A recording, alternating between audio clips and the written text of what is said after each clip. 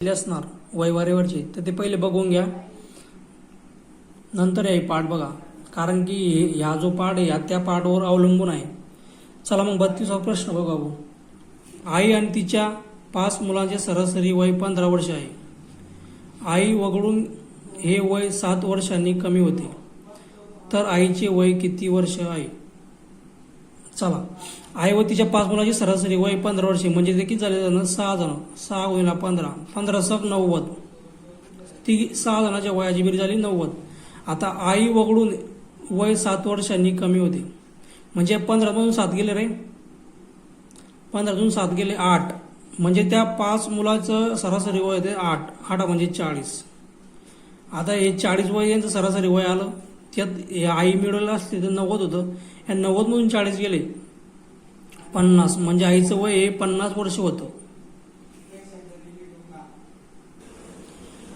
आता चला मित्रांनो, 33वा नंबरचा प्रश्न बघू आपण. मुलाचे वय वडिलाच्या वयाच्या 2.7 पट आहे. मुलगा वडील 2.7 पट आहे. जर दोघांच्या वयाची बेरीज 63 वर्ष असेल तर वडिलाचे वय किती? आता याचे 2 आहे आणि याचे 7 आहे, असे 2.7 पट आहे.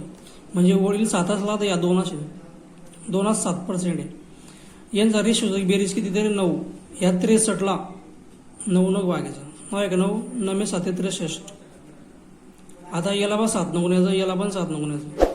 7 2 14, मुलाचं होईल 14, 7 7 49, वडिलाचं होईल 49. पर्याय क्रमांक 1.